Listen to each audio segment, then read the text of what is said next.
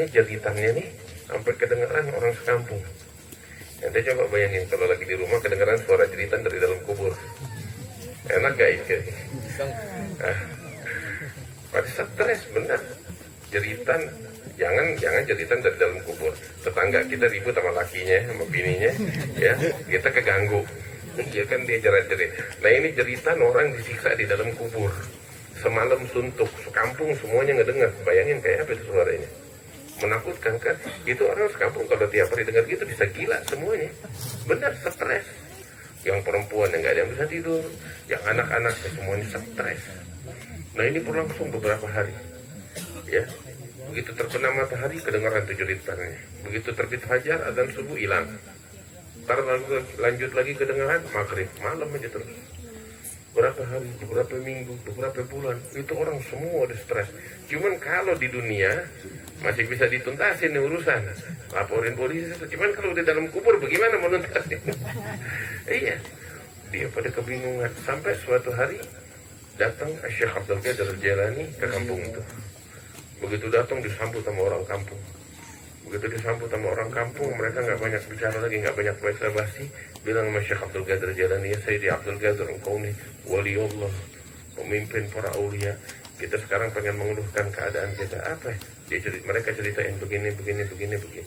Akhirnya udah, Syekh Abdul Qadir Jailani bilang, baik, saya bakal minta sama Allah sekarang. Saya bakal doa agar Allah mengangkat siksanya kepada ini orang.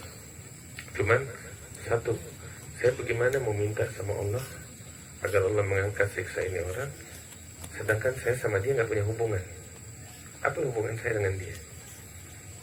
Mereka Syekh Abdul Qadir nanya orang kampung, ini orang kan, entah orang bilang ini penjahat, orang zalim, tukang maksiat. Ini orang ada gak hubungan sama aneh?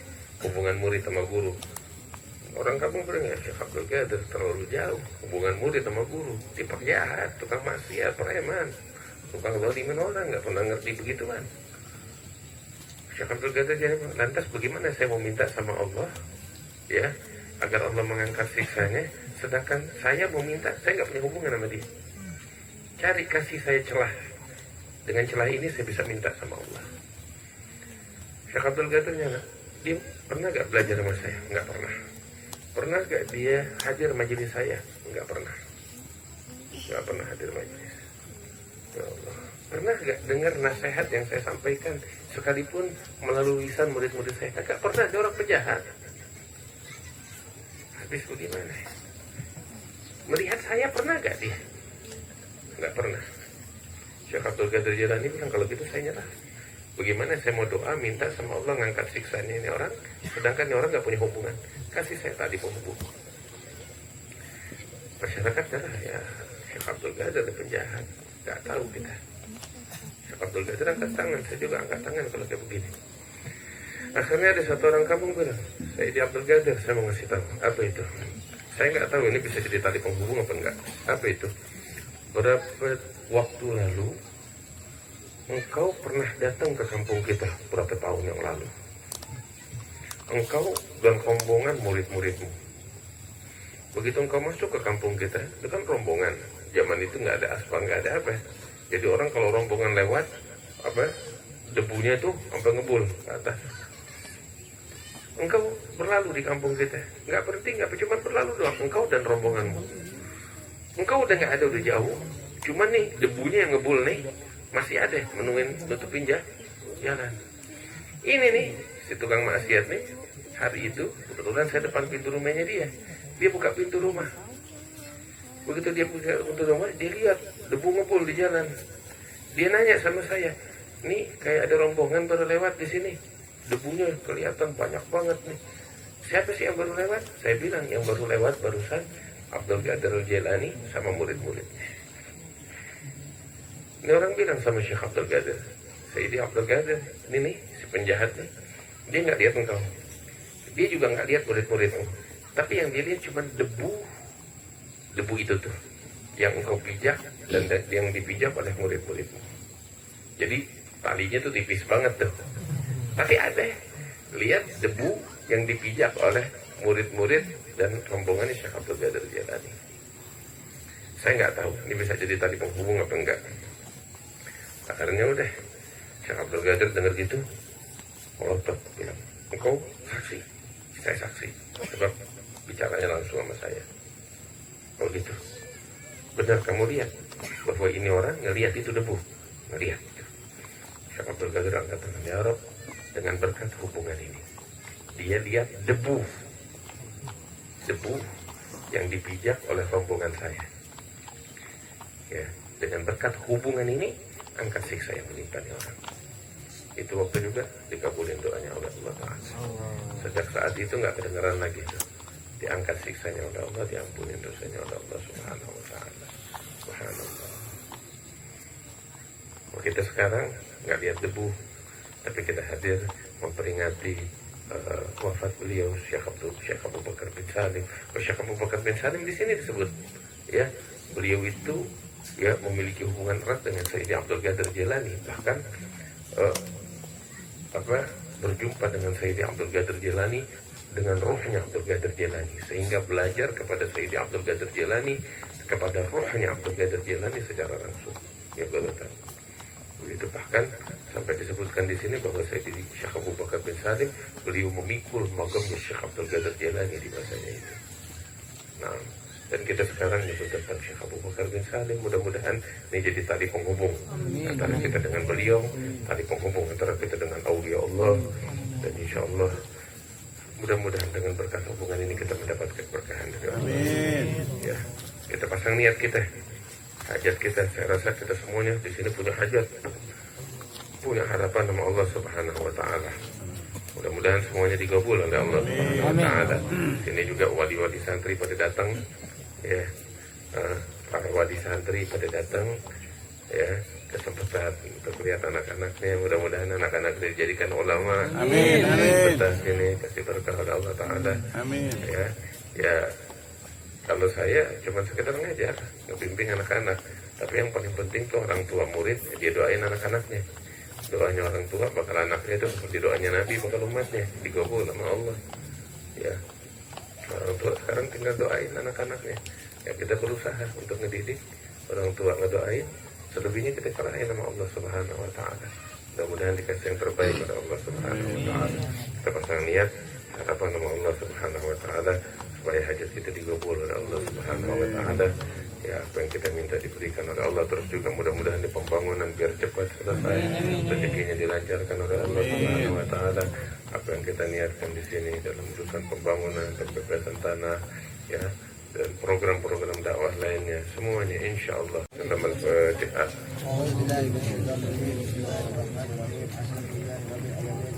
Rahim. قال العلامة المحدث المؤرخ الداعي إلى الله الحبيب سالم بن أحمد بن جندان: جاءت مناقبنا الغراء رافلة في حلة النور تهدي من يواليها، مناقب أشرقت أنوارها فقدت منار هدى وإرشاد راميها.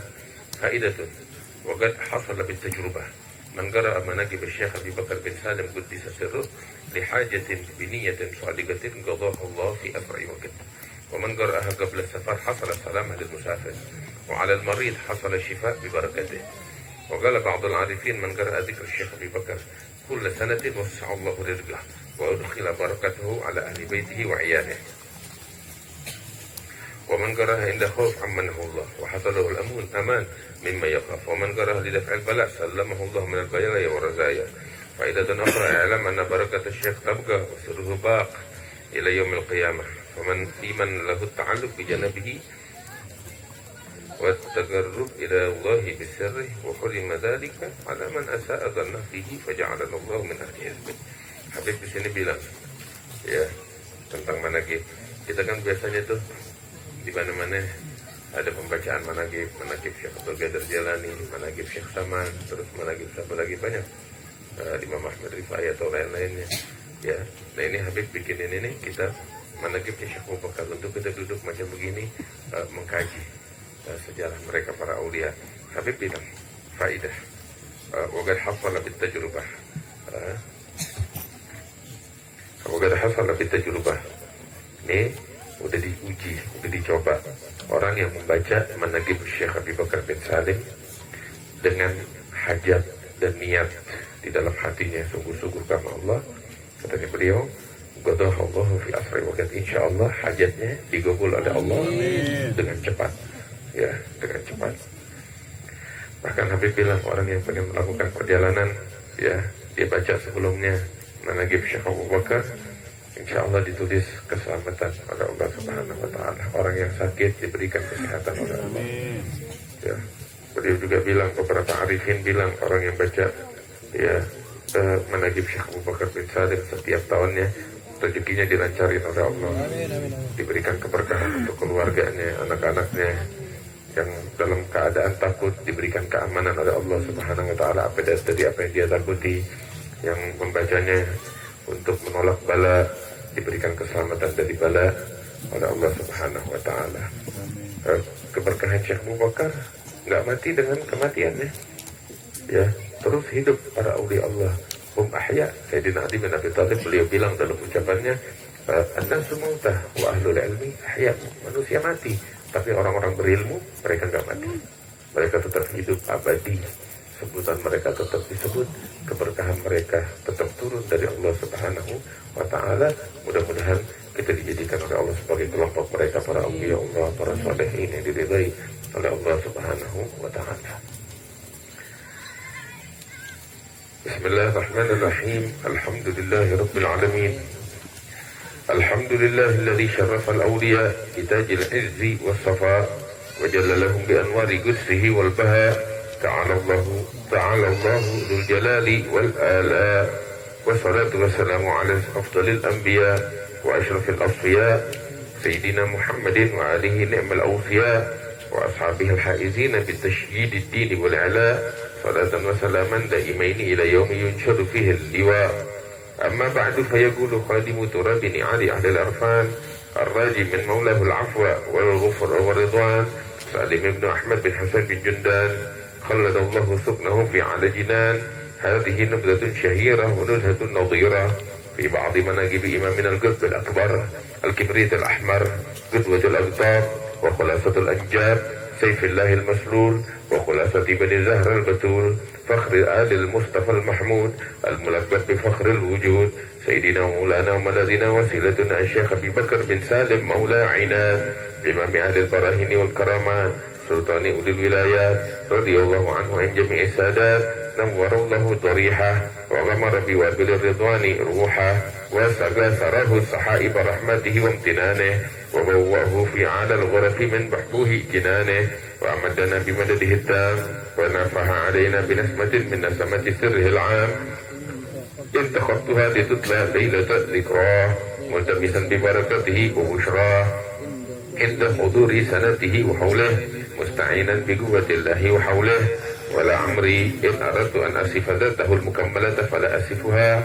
أو حاولت أن أعد صفاته المجملة فلا أنصفها لا يبلغ الواصف المطري خصائصه وإن يكن بالغا في كل ما وصفه وقد كثر من صنف في مناقبه من أجلاء العلماء ممن شهد أخلاقه وأخباره ما تشفي أكبر المترجمين من الأتقياء فجاء من بعدهم نجل هذا الإمام من أهل العلم والإلمام مولانا الحبيب عمر بن عبد الله بن شيخان ثم صنف فيه الأعيان من أهل الفضل والكمال منهم سيد الشيخ محمد بن عبد الرحمن السراج أبو جمال والعالم الجليل العبقري الشيخ عبد الله بن أبي بكر قريبة الشاعر الأنصاري الخزرجي ثم ذكره الإمام المؤرخ الشلي في كتابه المسمى بالمشرع الروي والشيخ محمد بن فضل الله المحب الدمشقي والسيد العيدروس عبد القادر في كتابه المسمى بالنور السافر وخلق كثير من أهل الجد والتشمير فلا أقل لمثل أن يقتدي بهم في ذلك أو أن يتشبه بصنيعهم إن لم يكن أهلا لما هنالك ولا بدعا في إقامة تعبيد هذا الولي الأكبر والقطب الأفخار ولا منكرا فيما احتفل عليه لهذا التذكار فإن ذكر الأولياء والصالحين ومواقفهم ما يزيل عنه الأقدار وبه تتنزل السكينة على القلوب والرحمة عند ضريه القطب المحبوب اللهم انشر نفحات الرضوان عليه وأمدنا بالأسرار التي أودعتها لديه. Di sini Habib bilang ya di dalam mukaddimahnya ya, beliau bilang ini saya tulis, saya Al-Habib Salih bin Ahmad bin Husain bin Jendan ya, saya tulis ringkasan daripada manaqib Syekh Abu Bakar bin Salim ya. Beliau bilang sebenarnya yang menulis tentang biografi Sayyidina Abu Bakar bin Salim ini banyak. Di masa hidupnya Syekh Abu Bakar bin Salim yang menulis itu banyak. Di antaranya murid-muridnya Syekh Abu Bakar, di antaranya Hasan bin Ahmad bin Shu'aib, di antaranya juga Sayyid Muhammad bin Angga, ya, Sayyid Muhammad bin Angga Al-Husaini Al-Yamani.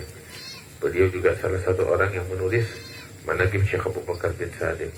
Itu Muhammad bin Angga, beliau di Yaman, jauh di Hudaidah.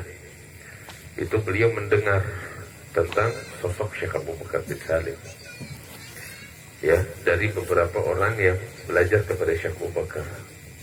Di antara yang beliau dengar, bahwasanya dahulu Syekh Abu Bakar bin Salim itu pernah mengatakan, nadhiri jannah, orang yang melihat aku, atau melihat orang yang pernah melihat aku, atau pernah melihat orang yang pernah melihat orang yang pernah lihat aku, ya, insya Allah dia masuk ke dalam surga.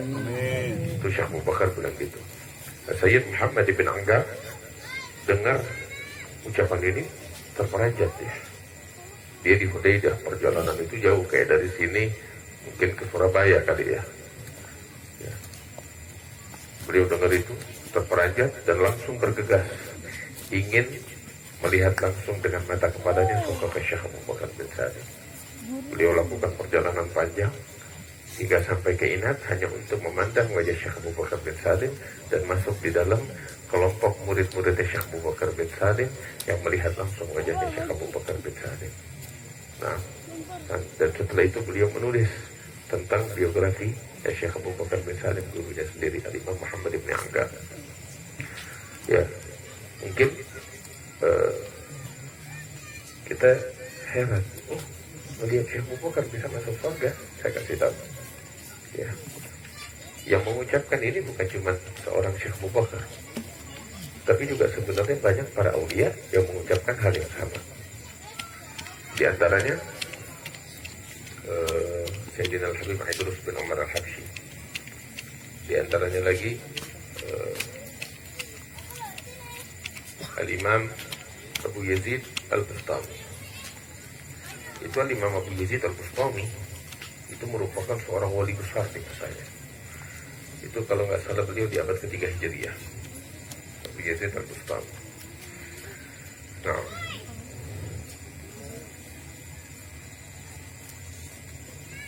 beliau itu seorang wali besar di masanya. Sampai pernah terjadi, ada Abu Yazid Al-Bustami, pernah terjadi satu kali kemarau panjang di satu kampung.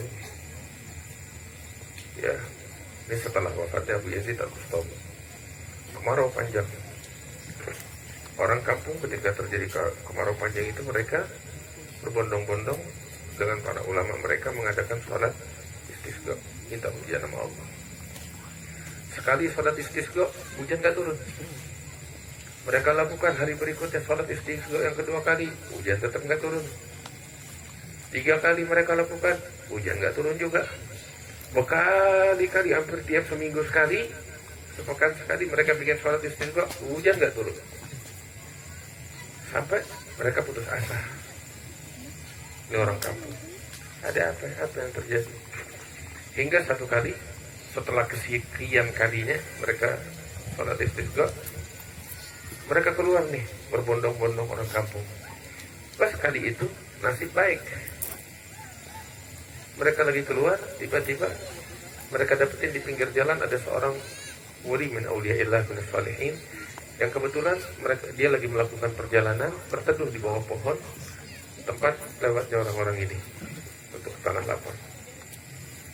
Orang soleh ini yang berteduh di bawah pohon nanya, wah, ada apa kalian berbondong-bondong? Beberapa dari mereka bilang, mereka ceritakan, kemarau terjadi, kami mau sholat istisqa, nah ini udah kesekian kali tapi gak turun hujan. Orang soleh itu mendengar itu bilang, baik, sini, kalian semuanya kumpul duduk sini, kita doa sama-sama.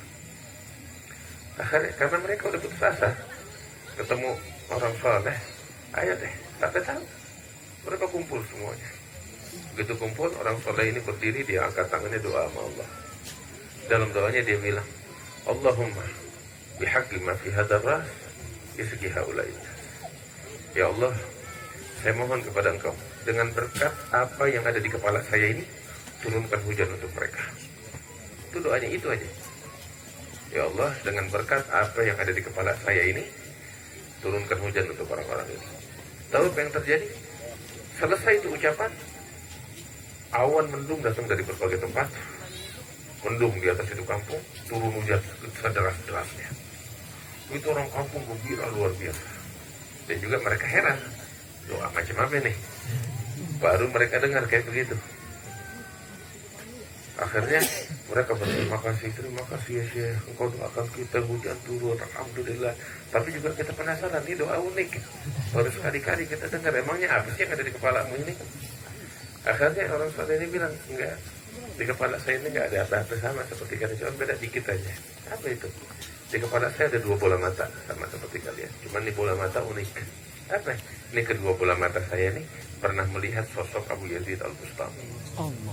Dengan berkat mata yang dimuliakan Allah melihat wajah seorang Abu Yazid Al-Bustami, saya minta kepada Allah turunkan hujan dan dikabulkan oleh Allah Subhanahu wa taala. Itu dia istimewanya. Itu sosok Abu Yazid Al-Bustami. Pernah ada satu kali seorang raja atau seorang pemimpin masuk ke satu kampung. Ya. Satu kampung, kampungnya Abu Yazid, dikubur di situ Abu Yazid Al-Bustami. Raja nanya sama orang kampung situ, mana kuburannya? Ditunjukin, pengen ziarah. Maka berziarah raja. Setelah raja berziarah, raja nanya sama orang kampung situ, masih ada gak saat ini orang yang belajar, muridnya Abu Yazid Al-Bustami? Orang kampung bilang mereka udah meninggal semuanya, udah habis. Tapi masih ada satu orang, ya, orang tua, udah mau 100 umurnya. Dia tinggal di ujung kampung kita sana. Dia pernah belajar sama Abu Yazid Al-Bustami, cuma dia udah sakit-sakitan, udah gak keluar rumah. Ya, katanya raja, saya pengen ketemu. Di atas ketemu sama ini murid Abu Yazid Al-Bustami. Akhirnya raja nanya, bukan murid Abu Yazid? Iya, saya murid Abu Yazid, saya dulu belajar. Ini udah tua, 100 tahun hampir. Bolehkah saya mendengar sedikit tentang kemuliaan sosok Abu Yazid Al-Bustami yang kau tahu langsung dari guru? Maka ini orang ini murid Abu Yazid bilang, ya, saya pernah dengar dari guru saya Abu Yazid Al-Bustami, nanti berjana, orang yang lihat saya atau lihat orang yang pernah lihat saya, insya Allah masuk surga.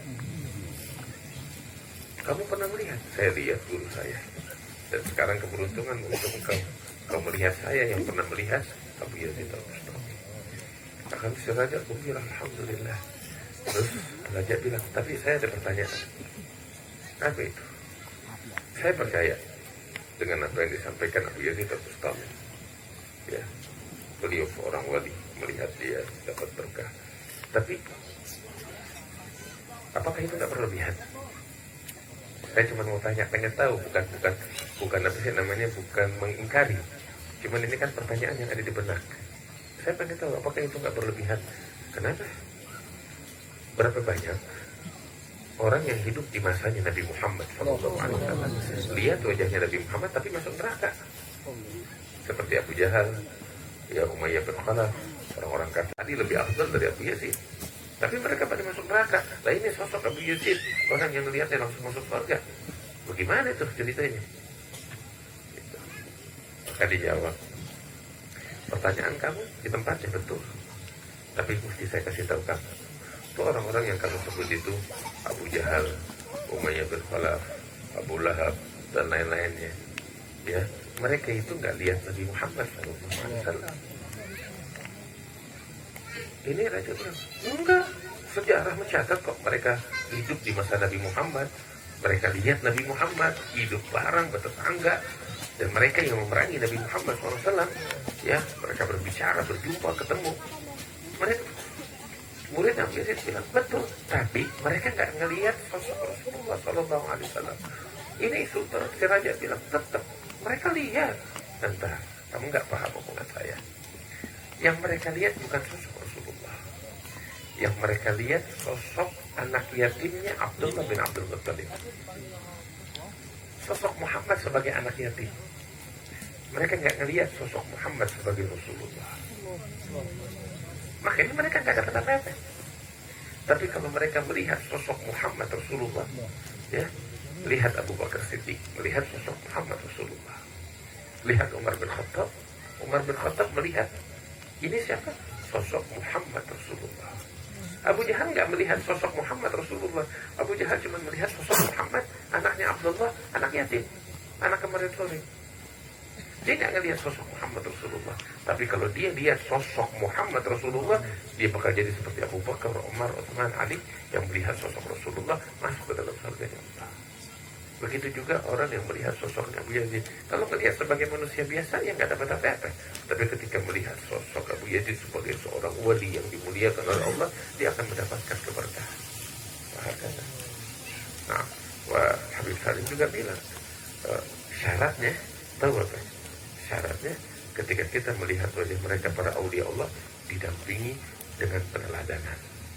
Ikutin ketakuannya, lihat dengan pengagungan, lihat dengan kecintaan, lihat dengan pandangan yang bersambung kepada Rasulullah. Bagaimana kita melihat wajah ini pernah melihat gurunya, gurunya melihat gurunya lagi, gurunya melihat para sahabat nyambung kepada Rasulullah. Bukan beda pandangan biasa sama pandangan macam begini. Ini cermin yang nyambung kepada Nabi Muhammad. Pantulannya itu. Lihat. Seperti itu kita memandang. Dan setelah itu kita ngelihat, kita lihat gerak-geriknya, akhlaknya, perilakunya untuk kita ikutin, ketakwaannya untuk kita ikutin. Nah itu semua ketika bergabung jadi penyebab masuk ke dalam surganya Allah. Nah, insyaallah ya kita mendapatkan keberkahan. Ada kembali kepada Syekh Abu Bakar Muhammad ibn al-Angga, ketika mendengar ucapan Syekh Abu Bakar langsung bergegas dari Yaman, Hudaidah, nempuh perjalanan panjang cuma untuk melihat sosok Syekh Abu Bakar, pulang lagi dan dapat kabar gembira dari Syekh Abu Bakar, anugerah Allah Subhanahu wa Ta'ala. Kata, ya Arab, mudah-mudahan Allah kasih keberkahan bahkan sekalian. Habib bilang juga di sini, ini kan yang nulis tentang biografinya Syekh Abu Bakar banyak banget, ya.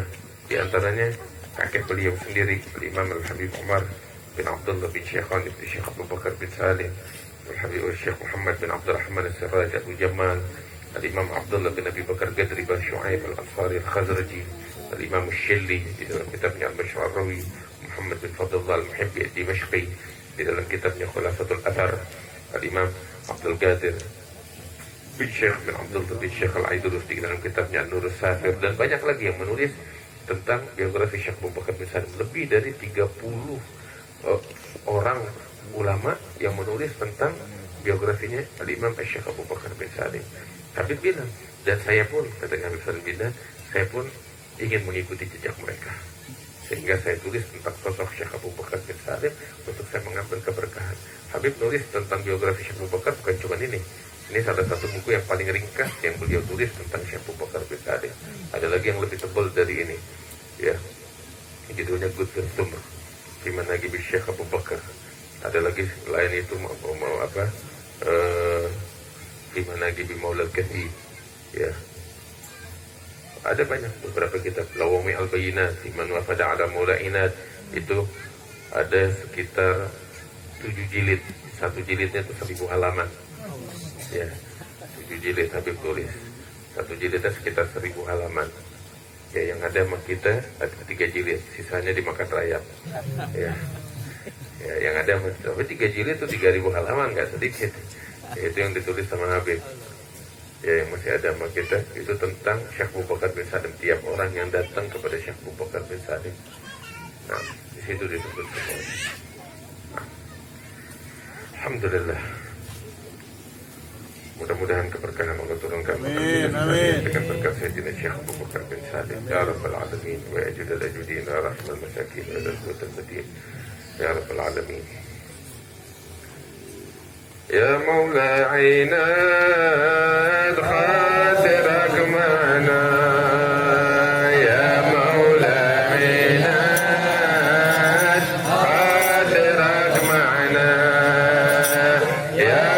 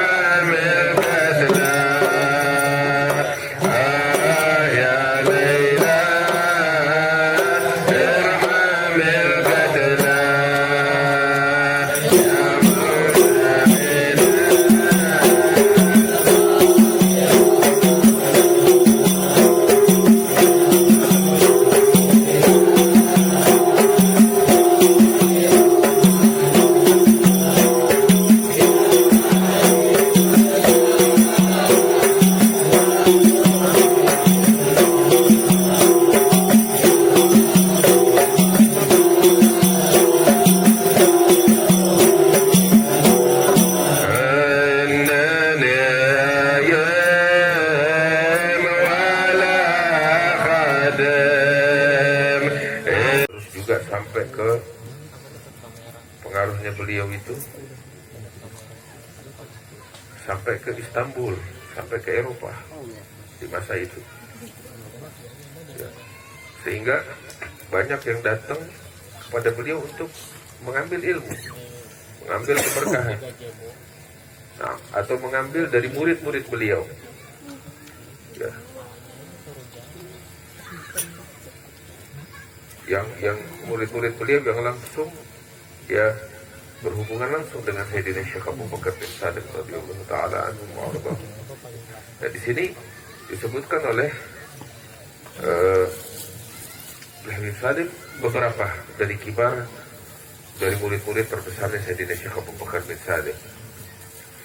Itu sampai dari beberapa murid itu, dari sekian banyak murid, Syekh Abu Bakar bilang, beliau sendiri bilang, ada 7 dari murid-murid saya itu auladul ruh, apa namanya, anak-anak dari ruh saya sendiri, ibaratnya seperti itu ya. Dan mereka ini adalah orang-orang yang saya asah dengan tangan saya sendiri. Ini 7 orang yang paling spesial dari sekian banyak, dan semuanya juga spesial, tapi yang 7 ini ya secara khusus disebut oleh Syekh Abu Bakar bin Sadiq ya.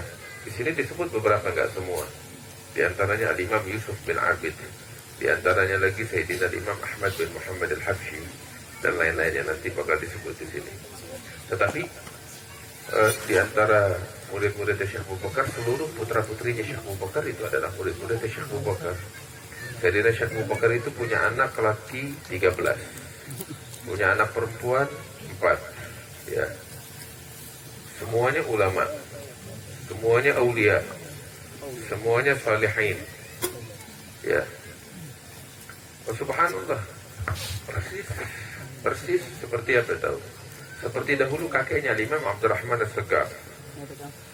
Imam Abdurrahman As-Sagaf juga begitu. Sayyidi Abdurrahman As-Sagaf itu ya, Sayyidina Abdurrahman As-Sagaf punya anak laki 13. Dan ke-13-13-nya itu semuanya aulia. Ya. Sampai Al-Imam Asy-Syawwah beliau bilang, ya, mithlal Junaid asgharhum. Yang paling kecil martabatnya seperti Al-Imam Junaid bin Muhammad Sayyid Taif Al-Baghdadiyah. Taif Al-Sufiyah bin Baghdad.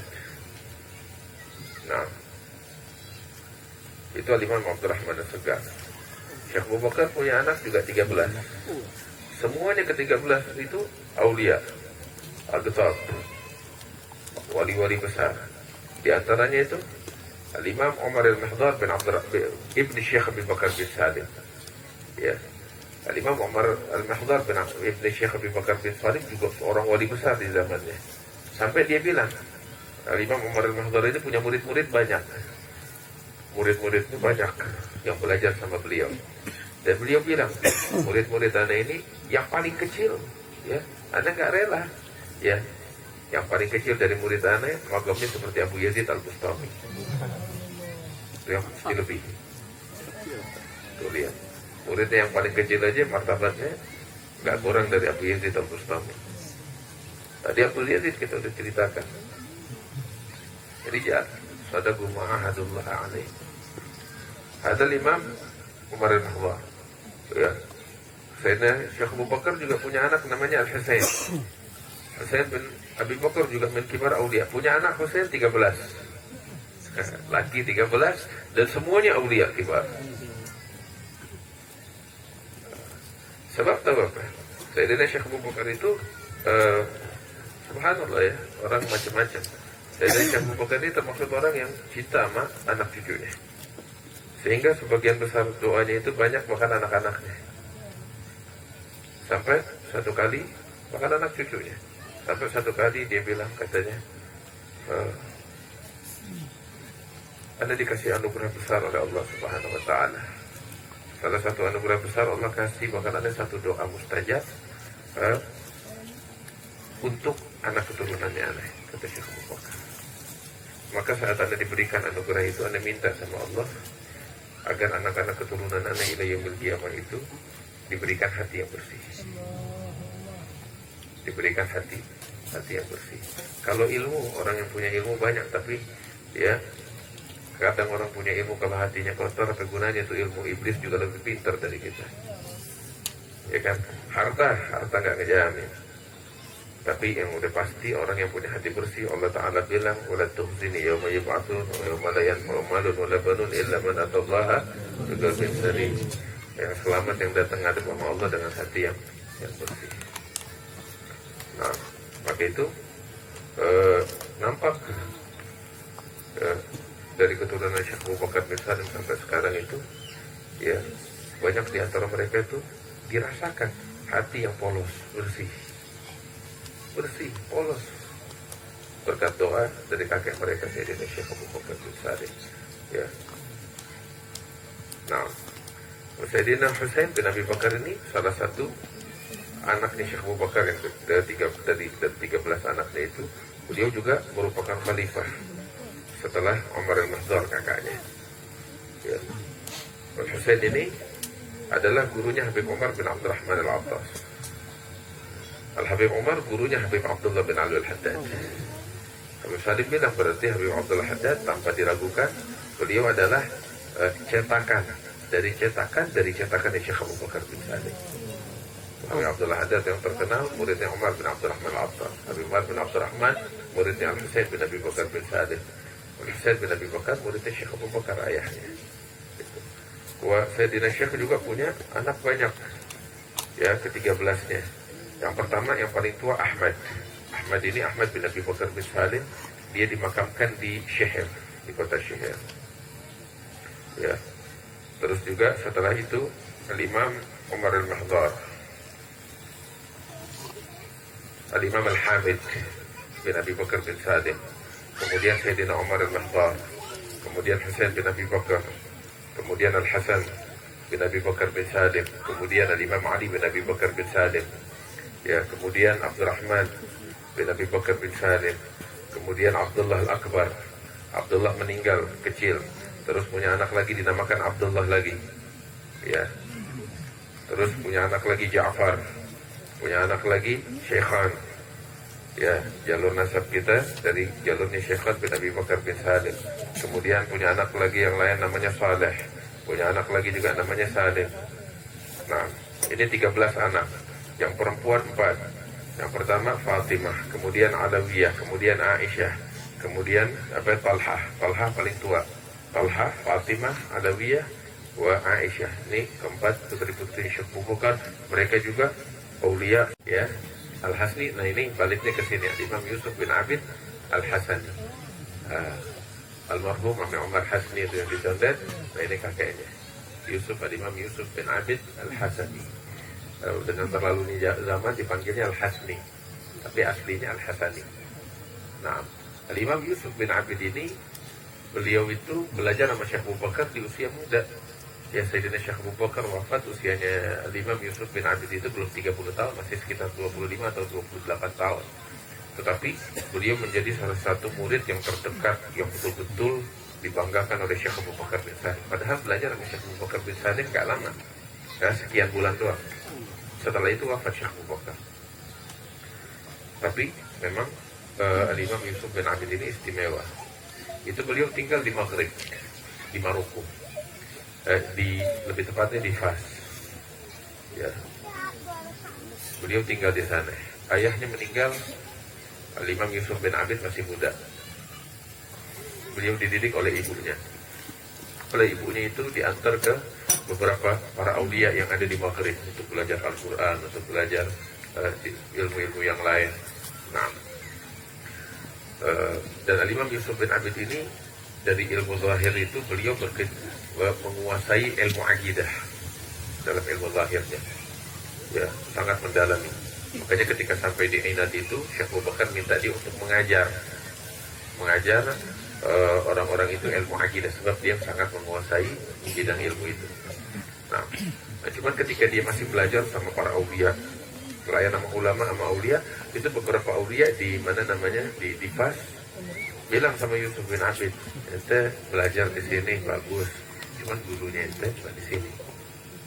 Ini Yusuf bin Abid masih belasan tahun, gurunya ente bukan di sini. yang buka kuncinya itu bukan ulama di sini, bukan aulia di sini. Di mana? Dia ada di timur. Itu kan Maghrib, di barat, paling barat benua. Ya, dia di timur. Timur itu daerah Hadramaut, Hijaz itu di timur. Kita percuma buang-buang waktu ke sini. Siapa namanya? Dia dikenalnya dengan Abu Bakar bin Salim. Kalah, dia penasaran. Dia pergi berkelana dan bertualang, masuk ke Mesir. Emang kan jalurnya dari Mesir, masuk ke Mesir. Di Mesir dia berjumpa dengan para aulia, di antaranya Imam Al-Bakri, Muhammad Al-Hasan Al-Bakri, Syekh As-Sajadah Al-Bakriyah. Al-Bakri juga bilang sama dia, Syekh, gurunya ente bukan aneh, tapi gurunya ente Syekh Abu Bakar bin Salim di Ainat di Hadramaut. Berangkat masuk ke Syam, keliling dari Syam itu, ngambil juga ilmu dari para ulama, turun lagi ke Madinah sampai ke Mekah. Di Mekah juga dilama di situ, menimba ilmu dari para ulama, ketemu lagi sama gurunya, sebab gurunya ini Al-Imam Muhammad Al-Hasan Al-Bakri. Beliau itu ngajar di Mesir, terkadang-kadang ke Mekah, ada tempat di Mekah, punya pengikut di Mekah ngajar. Di Mekah Al-Imam Muhammad Al-Hasan Al-Bakri ini bilang, tempat ente di Hadramaut, ayo buruan. Itu akhirnya dia berangkat. Syekh Abu Bakar bin Salim di Ainat, ini di akhir umurnya Syekh Abu Bakar, di akhir umur. Itu Syekh Abu Bakar bilang sama murid-muridnya, ya, padahal Yusuf bin Abid belum pernah masuk ke Hadramaut, belum ada yang kenal sampai Yusuf bin Abid. Syekh Abu Bakar bin Salim bilang, ya, nanti bakal datang seorang pemuda dari Maghrib, ya, dia datang kemari pengen belajar sama Ana udah ambil hatinya dari sejak dia di sana. Hatinya udah di tangan Ana, katanya. Dan dia bakal tinggal di sini beranak pinak, katanya Syekh Abu Bakar bin Salim. Benar, dia tempuh perjalanan tuh berbulan, bertahun. Begitu masuk Hadramaut langsung menuju ke kota Ainat. Baru masuk, Syekh Abu Bakar udah keluar dari rumahnya, nunggu di penghujung kota Ainat. Begitu datang disambut, ya Yusuf, Ana udah tungguin ente tadi lama, katanya. Udah disebut duluan namanya, padahal belum pernah jumpa. Ana udah nungguin ente dari sejak lama, katanya. Dan biar ente tahu, katanya, dari sejak ente di perut ibunya ente, Ana udah kasih perhatian ada kepada ente. Emang ini orang pilihan. Duduk belajar sama Syekh Abu Bakar beberapa bulan, tidak pernah yang dia dapat. Itu sampai Sayyidina Syekh Abu Bakar bin Salim wafat. Syekh Abu Bakar bin Salim tahu apa? Wafat di pangkuannya Yusuf bin Abid. Wah, ini orang gak sembarangan, orang hebat. Wafat Syekh Abu Bakar di pangkuannya, emang udah ditunggu-tunggu. Dapat nadarah, dapat anugerah, ya, dibuka hatinya. Itu sampai ketika di akhir umurnya, detik-detik wafatnya Sayyidina Syekh Abu Bakar, ya, itu kepalanya Syekh Abu Bakar di pangkuannya Yusuf bin Abid. Yusuf bin Abid ini pas detik-detik wafatnya Syekh Abu Bakar, Yusuf bin Abid sengaja baca satu ayat dalam Al-Quran. Apa itu ayat? Falamma qada Zaidun minha watara zawwajnakaha. Yang artinya ketika Zaid bin Harithah, ya, selesai urusannya sama Zainab, ya, maka kami menikahkan Zainab kepada ya Muhammad. Itu ayatnya kayak begitu. Jadi sebenarnya isyarat. Apa itu? Isyarat Yusuf bin Abid ini berharap untuk menjadi khalifah setelah Syekh Abu Bakar bin Salim. Ini detik-detik terakhir dia pengen, Yusuf bin Abid pengen, Syekh Abu Bakar bilang zawajnakah, maksudnya Anda kawinkan itu dengan ilmunya, Anda dengan jadikan khalifah, begitu. Itu yang dia mau, pengen Syekh Abu Bakar ucap gitu. Jadi Yusuf bin Abid ketika Syekh Abu Bakar di pangkuannya, ya, baca itu ayat falamma qada Zaidun minha watara, dia pengen Syekh Abu Bakar yang lanjutin. Syekh Abu Bakar dia nggak ngelanjutin. Diulang lagi itu ayat, nggak dilanjutin. 3 kali, 4 kali, sampai beberapa kali, sampai Syekh Abu Bakar bilang, ya Yusuf, katanya, maaf yakfi, yang udah maintain ini udah cukup, yang sisanya mana Anda mau ngasih anak-anaknya, anak keturunan Anda, katanya. Itu paham Syekh Abu Bakar. Yusuf bin Abid bilang, katanya, ya Sayyidi, ya Syekh, wahai guruku, anak-anakmu belum ada yang siap. Gitu, anak-anakmu belum ada yang siap. Biar titip ke saya dulu. Gitu. Syekh Abu Bakar tersenyum bilang, yang udah siap, anak kasih. Yang belum siap, anak taruh di katib. Tahu katib itu apa? Itu ada satu gundukan tanah dekat kuburan Syekh Abu Bakar tuh. Itu namanya katib. Ini rahasianya aneh, ilmunya aneh, anak taruh di situ. Ya, yang siap dari mereka anak kasih sekarang. Yang belum siap ada titip di situ. Ntar mereka tinggal ambil di situ. Nah, makanya itu kadang kita suka ngambil berkah dari tanah itu. Nah, itu tanahnya Syekh Abu Bakar itu diangkat dia taruh segala keberkahannya di situ.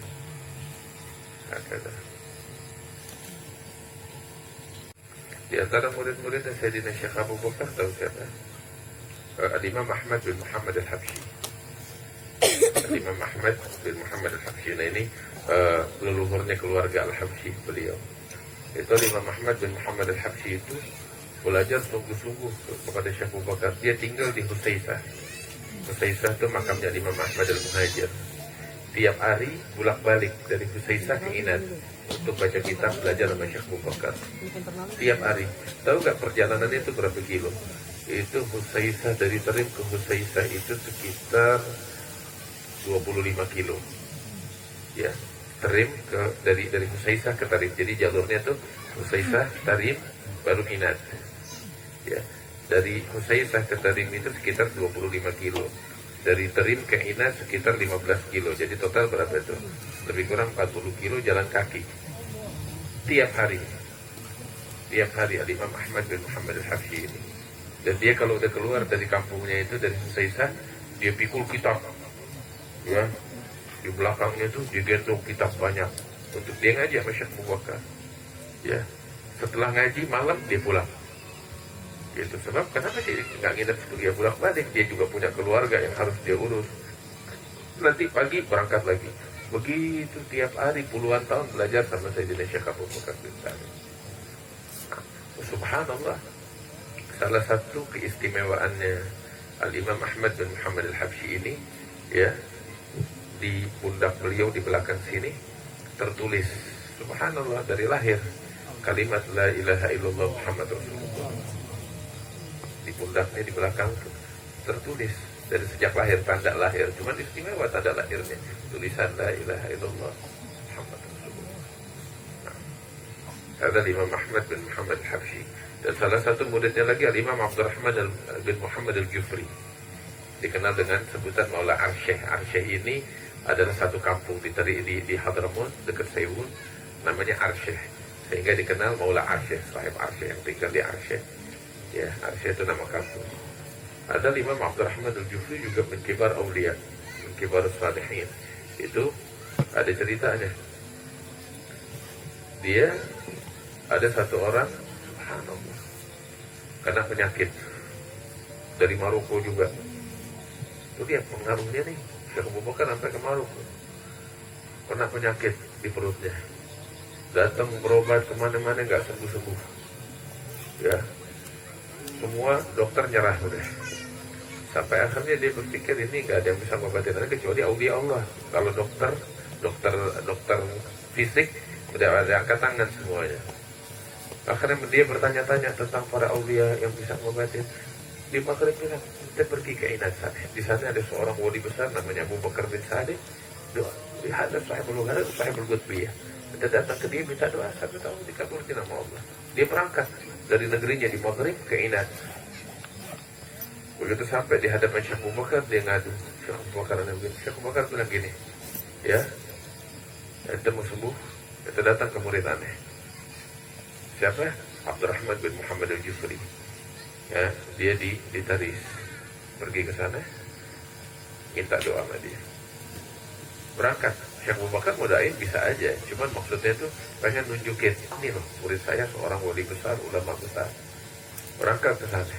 Begitu sampai dapetin Imam Abdurrahman ini lagi nyangkul. Emang seorang petani dia. Seorang petani lagi nyangkul. Alhasil ngadu, Katanya, ya Habib, saya datang dari jauh, dari Maghrib, menempuh perjalanan berbulan sampai ke Inas untuk minta doa. Sampai ke Inas, guru kamu Syekh Abu Bakar ngirim saya kemari. Dengar nama Syekh Abu Bakar terperankan. Ya marhaba, bihawalah min Syekh Abu Bakar, guru saya. Selamat datang wahai kiriman guru saya. Itu kalas hajatnya ente gobul. Selama ente kiriman guru aneh, gobul udah. Udah sakit kan? Gini, ini masalahnya ente ini sebenarnya gampang. Ya, yang perlu masuk ke perut ente punya penyakit di perut. Obatnya itu satu, makanan halal, itu aja. Makanan halal. Nah itu mungkin udah langka kali. Ya makanya ente nggak sembuh-sembuh. Nah sekarang, alhamdulillah, nih sawahnya aneh 100% halal. Sawahnya aneh 100% halal. Itu ada pohon kangkung di situ tuh. Lo ambil, ente makan. Penuhin perut ente dengan tuh pohon kangkung. Pohon kangkung. Cuman makanan halal. Lo bedanya sama kangkungnya kita. Makan. Anda mau lanjut dulu ini kerjaannya aneh. Udah dia makan. Makan sampai penuh tuh perutnya. Gak lama mulai nih bunyi perutnya gak enak. Masuk kamar mandi, keluar semuanya darah, penyakitnya keluar. Keluar dari situ berubah. Dia rasakan tuh sembuh ya. Akhirnya udah. Al-Imam sibuk sama nyangkut. Sore hari baru diajak ke rumahnya. Ayo mampir ke rumahnya. Dijamu sama Al-Imam Abdurrahman Al-Jufri. Udah sembuh, alhamdulillah Habib Anda udah sembuh, darah semua penyakit keluar udah. Gitu. Ya kan alhamdulillah. Kita mau pulang boleh pulang sekarang. Ini orang bilang sebentar Habib, saya punya hadiah bakal Habib. Jadi dia udah siapin tuh sekantong emas. Ya sembuh. Ya dibawa ini sekantong. Habib Abdurrahman bilang enggak, bakal ente itu lebih butuh dari anak-anak, enggak perlu begituan. Dia lihat Habib petani kan. Enggak, Habib lebih butuh. Ini dari aneh hadiah, terima. Enggak, anak enggak perlu begini. Itu yang lebih butuh. Ente ambil katanya Habib Abdurrahman. Aneh mau batin ikhlas perintah dari guru anak enggak perlu begini ya. Habib dipaksa. Anak bawa dari jauh. Ini hadiah, berkah. Enggak, ente lebih butuh. Anak enggak butuh begini ya. Alhasil dipaksa juga. Sampai Habib Abdurrahman bilang duduk. Taruh sebentar. Dekat sini. Dia mendekat. Begitu mendekat, Habib taruh telapak kakinya di matanya ini orang, diusap matanya. Kebetulan kan di Hadramaut tuh negerinya gunung-gunung batu, ya. Usap matanya, ayo buka mata ente, lihat. Begitu dia melihat, terperanjat gunung-gunung batu yang di samping rumahnya Habib Abdurrahman berubah jadi emas. Ya, ente mengasihan ente tuh, kantong emas. Karena nggak perlu begitu. Habib, ini gunung, ya. Ente lihat kan, pengasihannya begitu Bang. Dia malu. Akhirnya itu ente bilang, ente lebih butuh dengan begitu, ente ambil, ente nggak perlu. Diusap lagi matanya, berubah lagi itu jadi apa namanya, gunung batu. Lantas Habib, kenapa nyangkul begini? Ada nyangkul tasatturan dan hal, nutupin keadaannya, dan sebagai kewajiban yang Allah wajibkan bagi kita umat manusia untuk melakukan hal semacam ini, cari nafkah yang halal, tasatturan hal, wal bahas an rizqil halal. Udah pulang dia orang. Ada salah satunya Imam Abdurrahman bin Muhammad Al-Jufri radhiyallahu anhu. Adapun salah satu muridnya itu Hasan bin Ahmad bin Syaib. Hasan bin Ahmad juga, dan banyak lagi periwayatan yang lainnya sampai kepada kisah keramat Syekh Abu Bakar. Habib Salim meriwayatkan langsung dengan sanad-sanad yang tadi disebutkan. Jadi antara keramatnya itu ada pernah satu orang Badui kehilangan ontanya di padang pasir. Kehilangan ontanya. Nah itu kan ibaratnya kalau orang Badui itu ontanya dia itu kayak Mercy, ya zaman itu hilang di tengah padang pasir. Segalanya di situ sebab hidupnya mereka dari situ. Walhasil dia bingung, nyari ke sini ke situ nggak dapat. Sampai akhirnya kebetulan di Badui lagi nyari masuk ke kota Ina, ke perkampungan Ina. Ada muridnya atau khadimnya Syekh Abu Bakar, pembantunya Syekh Abu Bakar ngelihat di Badui lagi gundah, susah, mukanya begitu nggak enak dia lihat. Tanya kenapa engkau? Dia bilang iya, saya lagi pusing, otak saya hilang. Otak kamu hilang ya, saya nyari kemana-mana nggak dapat. Khadimnya Syekh Abu Bakar bilang jangan takut, ada, ada, iya. Majikan saya, guru saya tahu di mana. kau tahu dia? Iya. Ayo, anda ajak kita. Diajak ketemu Syekh Abu Bakar. Namanya Saidi, ini Badui. Kenapa? Dia kehilangan otak. Dan anda bilang, antum tahu tempatnya. Apa urusan anak mana otaknya jelas? Apa urusan anak? Katanya Khadim Saidi, Pak Syekh Abu Bakar, dulu kan kau bilang, ya, bahwasanya di dunia di mata saya kecil, gitu. Ibaratnya engkau sendiri bilang dunia itu ibaratnya seperti piring di depan saya, nggak ada harganya ibaratnya. Nah, otaknya si Badui ini nggak keluar dari ini dunia kan? Abu Bakar dengan gitu bilang, ya kan, katanya. Akhirnya Abu Bakar bilang, Syekh, otaknya ente di kampung ini. Dia kan terlepas dari kamu, dia jalan-jalan sampai masuk ke perkampungan atau di satu yang banyak iniannya lah. Kan padang pasir di situ ada kebun, dia lagi makan di situ. Dia kejar, ternyata benar dia Syekh Bakar Bakar bilang sama pembantunya, lain kali jangan begini. Ini omongan khusus cuma bakal kita. Nah, terus satu kali lagi di sini disebutkan sama Habib, wa minha anna ghariban ja'ahu min biladir rum yuridu bihi su'min ba'da al-'ada' hamil as-sum al-masmum falamma wasala ila Hadramaut dakhala 'ala sayyidi bil wajh shadid bil rahmun faqala lahu sayyiduna qabla an yatakallama ar-rajul bil kalam faqala lahu ya fulan ayna as-sum alladhi awsaka bihi ba'd at-tugham hadha li nawilni bihi li ashraf ta'lam billadhi yaf'alu bi hadha huwa amr rasul فأعطاه الرجل من غير رد فتناوله سيدنا الشيخ بيده فقال ثم الله ادخل في بحر الله بسم الله فألف بسم الله فشرب ذلك السم من غير ضرر. Kepada Syekh Abu Bakar ini orang diutus oleh satu orang dari Romawi. Ini orang pengen ngeracunin Syekh Abu Bakar, jadi bawa racun, sebotol racun untuk meracuni Syekh Abu Bakar. Ya, dia kirim utusan nih utusan bawa tuh racun, ya dibayar untuk meracuni Syekh Abu Bakar, membunuh bayaran. Begitu sampai ke Hadramaut, ke Inat, baru masuk ke Inat, ya nanya Syekh Abu Bakar. Begitu dilihat sama Syekh Abu Bakar, dipanggil, ya fulan sini, coba. Kaget dia, ketakutan. Ada apa? Katanya kamu diutus oleh majikan kamu dari Romawi untuk bawa sebotol racun untuk meracuni saya. Kaget dia, dikasih duluan. Keramatnya Syekh Abu Bakar nggak berani ngomong, gemeter dia, ketakutan. Syekh Abu Bakar bilang, mana itu botol, kasih aja, ada mau unjukin bakal ente, ya, bahwasanya yang punya kuasa bukan racun, yang punya kuasa Allah. Ada mau unjukin bakal ente, mana itu, diambil, dia gemeter, diambil. Syekh Abu Bakar baca di doa, Sumullah udkhul fi bahrillah Bismillah, fa'alfu bismillah. Dia baca, wahai racunnya Allah. Racunnya Allah. Apa yang ada di muka bumi, alam semesta, semuanya punya Allah. Wahai racunnya Allah, masuklah kamu di lautannya Allah dengan nama Allah dan 1000 nama Allah.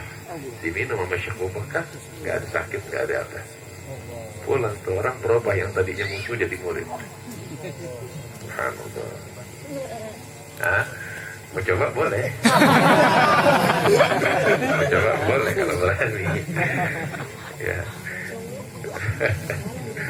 Katanya Ustaz Petrus kalau lagi berantem bini katanya. Nih habis ini bakal disebut ini satu cerita orang ribut sama bininya. Minha annahu qad basyara Sayyid Abdurrahman al-Basri, Abdurrahim al-Basri. Ada seorang ulama namanya Imam Abdurrahim al-Basri dari Mekah. Di saat itu kan di Mekah itu ulama-ulama banyak, di antaranya Imam Ibn Hajar, Al-Haythami dan banyak lagi. Pak Imam Abdurrahim juga seorang ulama besar di Mekah. Walhasil itu waktu Abdurrahim ini dia lagi dia capek deh sama rumah tangganya. Diaduk habis sama bininya. Bener nih, ini di sejarah nih. Diaduk habis, gak kuat dia. Digadu habis sampai akhirnya dia, ini ulama besar nih, Abdurrahim al-Basri. Digadu sama bininya sampai dia gak kuat, minggat, kabur. Nah, kabur lakinya nih. Dia kabur keluar dari Mekah. Padahal di Mekah kan banyak ulama, solehin, aulia, Ka'bah ada, multazam ada, berziarah Nabi juga ada, ibaratnya. Man nggak tahu bagaimana dia keluar dari Mekah, dengar tentang Syekh Abu Bakar di Inat, berangkat ke Inat, jauh-jauh. Begitu sampai di Inat, dia udah stres, udah pusing, depresi berarti dia. Masuk tanya Syekh Abu Bakar, dia di rumahnya, murid-muridnya di situ. Dia masuk, duduk, masuk ke kamarnya Syekh Abu Bakar. Syekh Abu Bakar lagi duduk di ranjangnya. Di samping ranjangnya Syekh Abu Bakar tuh ada jendela kecil. Masih ada sampai sekarang, ranjangnya masih ada, jendelanya masih ada. Lagi duduk di situ, murid-murid lagi ada yang baca kitab, terus baca qasidah, dituangin tuh kopi kayak begini, ada cangkirnya. Hamba Allah nih masuk duduk. Kebetulan lagi majelis, kopi lagi dituangin. Dia ngeliat Syekh Abu Bakar terima kopi di cangkir kecil. Ternyata dia perhatiin ada yang aneh. Ini ketika Syekh Abu Bakar terima tuh kopi gak diminum, dia keluarin tangannya ke arah keluar jendela.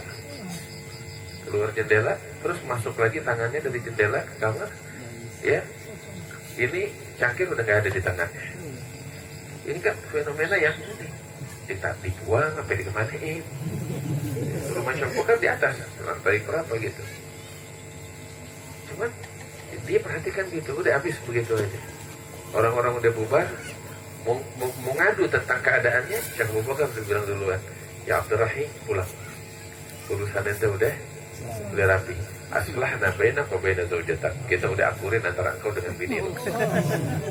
Dan ambil kabar, bakal lahir dari rahim istrimu ini, ya dari kamu dan istrimu, seorang ulama besar nanti, namanya dia Umar, dinamain nama Syekh Abu Bakar. Pulang, begitu tempuh perjalanan, baru nyampe gang rumahnya, bininya udah nungguin depan rumah. Dengan senyuman, udah dandan, berubah 100% istrinya. Disambut ahlan, wahai suamiku alangkah rindunya aku. Wah, ibaratnya kalau India. Ya. Katanya Ustaz Taufik malam India ini. Disambut, berubah 100%. Sampai nih si Imam Abdurrahim heran, kok begini? Dia bingung sendiri. Jangan kaget, biar kamu tahu. Tanggal sekian, hari sekian, datang seorang laki-laki. Dia begitu disebut tanggal sama hari ini, kaget. Itu pas dia lagi depan Syekh Abu Bakar. Jam sekian, pas sama jamnya. Datang seorang laki-laki, ciri-cirinya begini disebutin. Ah, itu ciri-ciri Syekh Abu Bakar. Dia datang, gak banyak ngomong, cuman kasih bakalannya secangkir kopi, disuruh aneh minum. Begitu aneh minum, subhanallah berubah hati aneh, kangen toto mente. Yang tadinya tebel, ya apa ya bahasanya itu, yang tadinya ente di matanya ini nyebelin, gitu. Berubah, aneh jadi kangen, itu gak tahu bagaimana.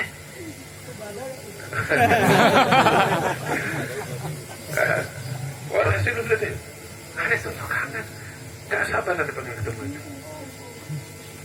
Ente sih kemana ya selama ini? Tahu gak? Tuh hari ada di depan itu orang yang datang. Siapa nih? Ada Syekh Abu Bakar bin Salim. Diceritain, mana tuh cangkiran mau lihat? Ini dia, cangkir yang anda lihat di tangan Syekh Abu Bakar. Tuh cangkirnya dipegang. Benar. Dari situ berubah keadaan istrinya, hamil, punya anak, dinamain seperti yang Syekh Abu Bakar bilang, laki namain Umar, dan jadi seorang ulama besar namanya Imam Umar bin Abdurrahim Al-Basri, muridnya Imam Ibn Hajar Al-Haythami, seorang ulama besar di masanya di Mekah. Nah, terus ada yang unik lagi tuh, juga urusan kawin. Nah, ini di sini mungkin ada yang jomblo kalinya. Ada muridnya Syekh Abu Bakar. Ntar dulu, jangan ngomong dulu. Dengerin dulu ceritanya deh. Apa tahu? Waminha, di antara karamat Syekh Abu Bakar, dia menikahkan salah satu muridnya itu dengan wanita jinniyah dari bangsa jin. Jomblo di sini ada nggak? Kok bisa? Nah itu di dalam madhab Al-Imam Syekh Ibn Hajar Al-Haythami di dalam Fatwa Al-Fiqhiyah itu disebutkan tentang hukum masalah pernikahan beda jenis ini nih. Gitu, beberapa ulama yang membolehkan, beberapa ulama yang melarang. Tetapi ada beberapa ulama yang membolehkannya. Itu permasalahan fikih disebut di dalam kitab fikih ada. Jadi kalau ini kita bicara tentang karomat ya. Dan dari segi hukum juga ada menurut fuqaha. Nah, itu sekitar 2 tahun lebih. Dia berumah tangga, nih muridnya nih, ya, Mbah Mazruk, maksudnya dari keluarga Mbah Mazruk. Dari keluarga Mbah Mazruk, ini muridnya Syekh Abu Bakar, kalau nggak salah Umar Mbah Mazruk atau Awad bin Umar Mbah Mazruk. Dia muridnya Syekh Abu Bakar, dikawinin sama Syekh Abu Bakar dengan salah satu muridnya juga perempuan jin. Perempuan muridnya Syekh Abu Bakar jin dari bangsa jin, dikawinin sekitar 2 tahun. Setelah 2 tahun Syekh Abu Bakar bilang udah lepas, ya jangan dilanjutin. Nah, ada di antara karomatnya Syekh Abu Bakar bin Sa'id. Masih banyak lagi daripada karomatnya Syekh Abu Bakar bin Sa'id. Di antaranya itu qasidah yang sudah kita baca, Tafadli Umayyah Khilli. Syekh Abu Bakar bilang orang yang baca tuh qasidah ada hadir di sini, ada gitu, malah ada. Ya, mudah-mudahan hajat kita dikabul oleh Allah Subhanahu wa taala. Ya. Lepas azan kita baca doa dulu, doa managib. Ya, kita tutup Fatihah. Ya, mudah-mudahan Allah kabulin hajat-hajat kita. Jadi kan managibnya kita udah baca, tinggal doanya masing-masing pasang niatnya sama Allah. Kita pada punya niat banyak, hajat banyak. Ya, mudah-mudahan semuanya diijabah oleh Allah, dikabul oleh Allah Subhanahu wa taala. Ya Rabbal Alamin, wa yazidul ajudi wa rahmat masakin wa darbu jannati wa rahmat rahimin. Insyaallah dengan berkat para awliya dikabul semua hajat kita. Terakhir mungkin ini kan streaming, ya. Tapi kok cerita tentang keramat, ya, nggak takut tapi ini kan kesebar kemana-mana. Nggak, keramat bagian dari agamanya kita. Saya mau percaya nggak percaya urusan aja, ya. Tapi keramat bagian dari agama kita. Di Al-Quran berapa banyak keramat disebut oleh Allah Taala. Kisah Ashabul Kahfi bukan mukjizat, mukjizat para nabi. Ini keramat para aulia. Ashabul Kahfi bukan nabi, tapi dikasih keramat oleh Allah. Itu keramatnya apa? Tidur 309 tahun lebih, 300 tahun lebih, 309 tahun. Itu keramatnya para aulia. Terus keramatnya lagi tahu siapa? Sayyidatuna Maryam binti Imran. Maryam binti Imran bukan nabi, tapi melahirkan Nabi Isa tanpa disentuh oleh laki-laki. Anak karamah, ya kan? Dan di antara karamat juga yang disebut oleh Allah Subhanahu wa taala di dalam Al-Qur'an itu kisahnya Nabi Sulaiman alaihi salam tuh ketika memindahkan istananya Ratu Balqis. Ya. Itu disebutkan bukan Nabi Sulaiman yang mindahin. Yang mindahin siapa? Muridnya Nabi Sulaiman, seorang ulama. Ya. Nah, dia itu keramat, mindahin dari Yaman ke Palestina sekejap mata. Ada karamah. Ya. Jadi hal-hal yang kita sebutin tadi karamah ada disebut sama Allah dalam Al-Quran. Kita mau percaya bagus, nggak percaya urusan ente. Ya, tapi namanya karamah. Keramatnya para aulia, dan keramatnya para aulia dinyatakan oleh Allah Taala kebenarannya di dalam Al-Quran.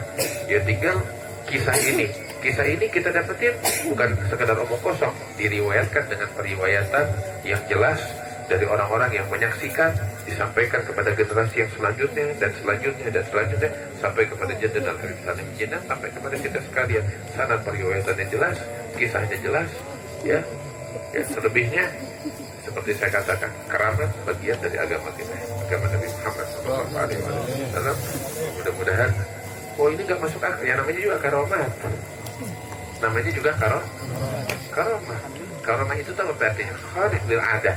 Yang kharij, artinya kharij itu menembus kebiasaan, di luar kebiasaan adat.